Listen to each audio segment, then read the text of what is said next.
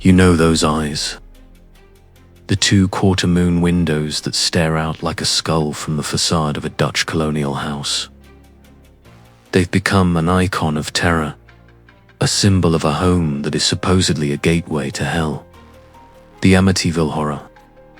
The story we all know is one of a family tormented by demonic forces, of bleeding walls, swarms of flies in winter, and disembodied voices whispering, "Get out." But what if I told you the real horror of Amityville isn't about demons, but about the secrets? Today, we're not just retelling the ghost story. We're investigating what truly happened inside that house. We will separate the facts from the fiction, the murders from the haunting, and unravel the mystery that turned a horrific family tragedy into one of the greatest and most profitable hoaxes in history. Our story begins, not with ghosts, but with blood. On November 13th, 1974, at 112 Ocean Avenue in Amityville, New York, an undisputed and very real tragedy occurred.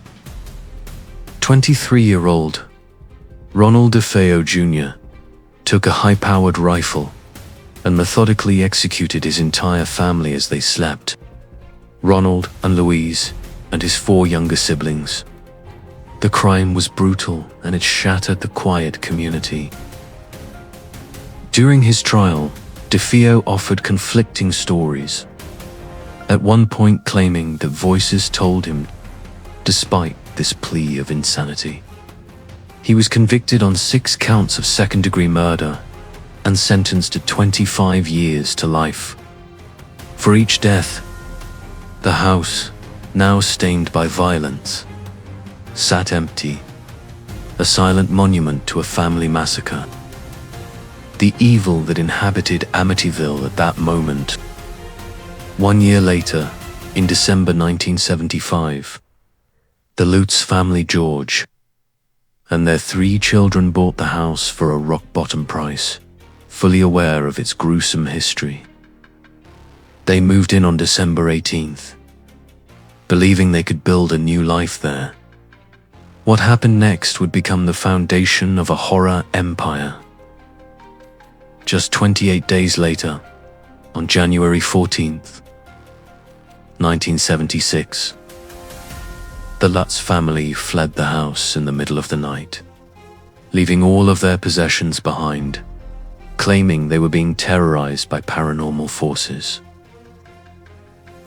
The story they told was a catalogue of horror. Doors slamming shut, gelatinous slime oozing from the walls, strange odors, and a constant bone-chilling cold. George Lutz claimed he would wake up every night at 3:15 a.m., the approximate time of the DeFeo murders. Kathy allegedly levitated off the bed, and their youngest daughter, Missy, developed an imaginary friend named Jody. The story was terrifying, and more importantly, it was marketable. The Lutzes sought out the media and eventually connected with author Jay Anson, who turned their 28 days in the house into the best-selling book, The Amityville Horror. Published in 1977, the book was a cultural phenomenon.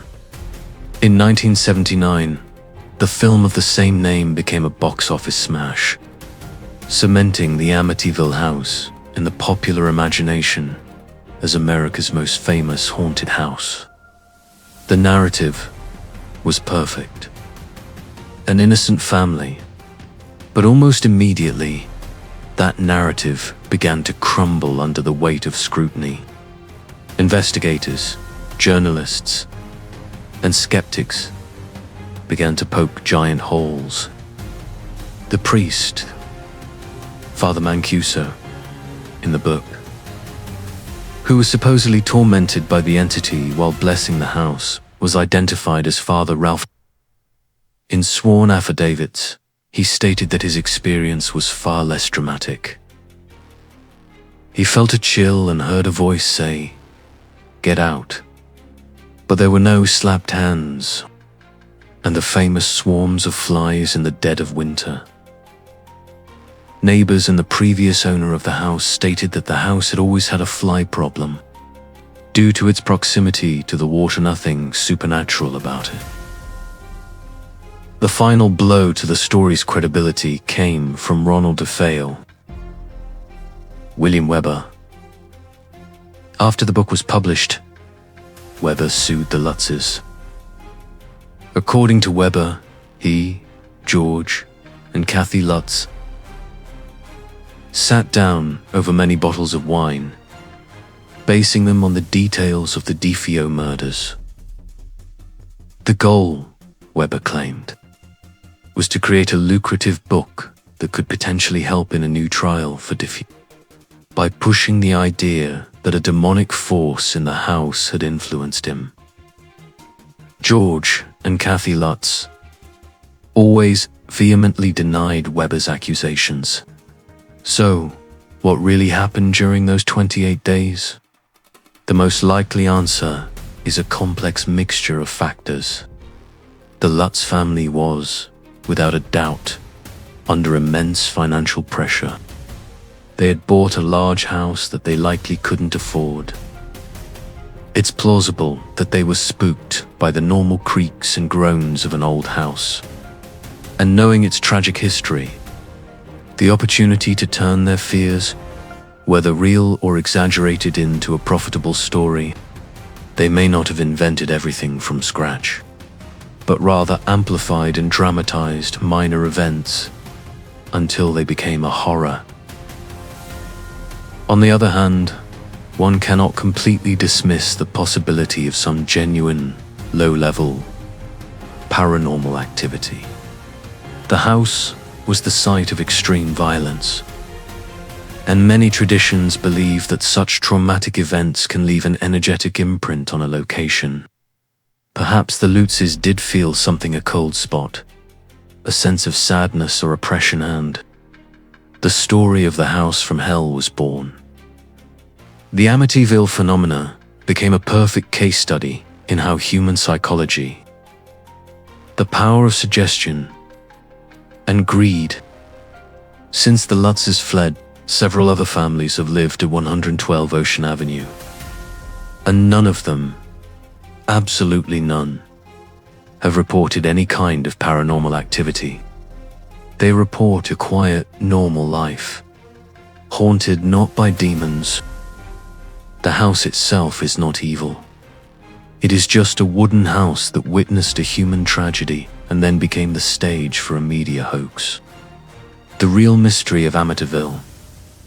Therefore, it's why we, as a culture, so desperately want it to be. The Amityville story fascinates us because it taps into our deepest fears. The fear that evil can reside not just in people, but in places, and that the American dream of a perfect home. Were the Lutzes victims of a demonic entity, or their own ambition? Was it a real paranormal event, or the most successful hoax in history? Let us know your theory in the comments below.